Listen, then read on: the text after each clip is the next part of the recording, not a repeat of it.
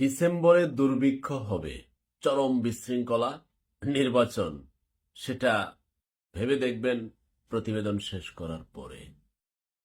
আর ডোমিনিকো স্কালপেলি, বাংলাদেশের যে country director, সে বলছে 30 নভেম্বর পর্যন্ত রোহিঙ্গাদের বরাদ্দকৃত অর্থ জমা আছে, তারপরে কোনো অর্থ নেই। সুতরাং রোহিঙ্গাদের খাবার সংকট হবে, চরম বিশৃঙ্খলা, এমনকি দুর্ভিক্ষ দেখা দিতে পারে।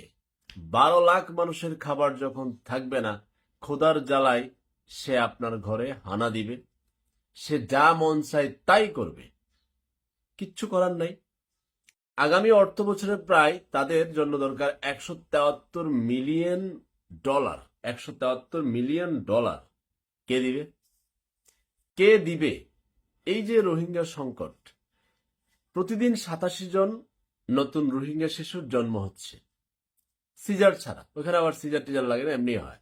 হ্যাঁ, আমাদের ক্লিনিক ডায়াগনস্টিকে গেলে বাচ্চা উল্টাইছে, সিজার করো, দারুণ ব্যবসা। এখন আপনি কল্পনা করেন, আমি বহুদিন ধরে বলে আসছি, এই দেশের একজন ক্ষুদ্র নাগরিক, আমি তো আর কেউ না, বাট চোখে বারবার যেন দুঃস্বপ্নের মতো ভেসে ওঠে যে এই রোহিঙ্গারা প্রতি বছর বেড়ে বেড়ে একটা সময় তাদের অবস্থা কি হবে, এবং শেষ পর্যন্ত ওই জায়গা যারা এখন স্থানীয় আছে, যারা নিজেরাই সংখ্যালঘু স্থানীয় বাসিন্দা, তাদের অস্তিত্ব তো বিলীন হবে। এবং বিদেশিদের এই কার্ড হচ্ছে এটা, পরাশক্তির কার্ড এটা। আপনি এখন পরবর্তী রাজনৈতিক সরকার আর বর্তমান সরকারই বলেন, তারা ওই পরাশক্তির কার্ড যদি তাদের কথা না শুনে, তাহলে রোহিঙ্গাদের সামলাবে কে? কে খাবারের সহায়তা দিবে? বুঝেন খেলাটা। এই যে একটা রোহিঙ্গা, এই রোহিঙ্গাকে নিয়ে এই সরকার বলেন, পরবর্তী সরকার বলেন, পরাশক্তিদের কথা যদি না শুনে, বিদেশিদের কথা যদি না শুনে, তাহলে এদের খাদ্য সহায়তা, চিকিৎসা সহায়তা কে দিবে? কি এক খেলা জোড়াইছে এই রোহিঙ্গা।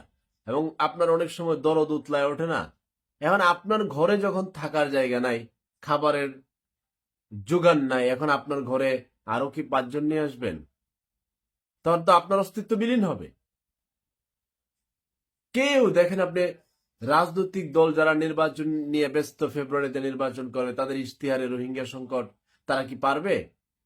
মানে তারা হয় পরাশক্তির কথা শুনে রোহিঙ্গারা বছরের পর বছর এখানে থাকবে, প্রতিদিন 87 জন বাচ্চার জন্ম নিবে, এবং বছরে কত দাঁড়ায়, 5 বছর পরে কত দাঁড়ায়, 20 বছর পরে কত দাঁড়ায়। এবং পরাশক্তিগুলো আপনি যেন পার্শ্ববর্তী দেশ, চীন, যারা যারা আছে আর কি, ওরা এই গেম এটাই হচ্ছে আসল কার্ড, যে কার্ড দিয়ে বাংলাদেশকে ধাবিত করা যাবে, বাংলাদেশকে কথা শোনানো যাবে, আমরা যা বলবো তা শুনতে বাধ্য হবে, সেটা এই সরকার হোক, পরে নির্বাচিত সরকার হোক। আর নির্বাচন হলে মানে রোহিঙ্গা, আপনার ডিসেম্বরের 1 তারিখ থেকে খাবার নাই, এখন তো বরাদ্দ 30 তারিখ পর্যন্ত, তাহলে টাকা কে দিবে? এখন যে টাকা দিবে সে কোন শর্তে দিবে? এখন আপনি চিন্তা করে দেখেন, এই নিউজগুলো পড়বেন, এরপর আপনি নির্বাচনের কথা ভাববেন। এখন বাংলাদেশ কোন পথে? একমাত্র মহান আল্লাহ যদি চান। এই নেতা টেতা, রাজনৈতিক দল তো, এদের উপর আমার কোনো ট্রাস্ট নেই। কারণ ওই যা দেখেছি বুঝার পরে, লুট, গণতন্ত্র মানে লুটতন্ত্র, এটা একটা ক্লিয়ার। এই 54 বছর ধরে বাংলাদেশ এটাই দেখছে, একজন আসে একজন যায়, মোটামুটি যাওয়ার সময়, থাকার সময়, শাসনের সময় লুট, 14 গোষ্ঠী পরিপূর্ণ হয়। একবার এমপি হলে তার 7 পুরুষ বসে খেতে পারে, মন্ত্রী হলে 36 পুরুষ বসে খেতে পারে। আপনি যদি এত অস্বীকার করেন, আরে না, আরে তাহলে আপনি অন্য গ্রহের প্রাণী, বাংলাদেশের নাগরিক না।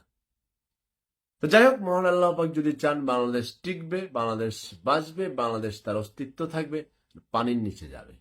আর রোহিঙ্গা কি করতে পারে দেখবেন অদূর ভবিষ্যতে, যদি এটার সমাধান কেউ করে না দিয়ে যেতে পারে এবং তাদেরকে তাদের জায়গায় না পাঠাতে পারে, তাহলে আপনার এই রোহিঙ্গা কার্ডেই বাংলাদেশ অস্থির, অস্থিতিশীল, অস্তিত্বহীন সবকিছু হতে পারে।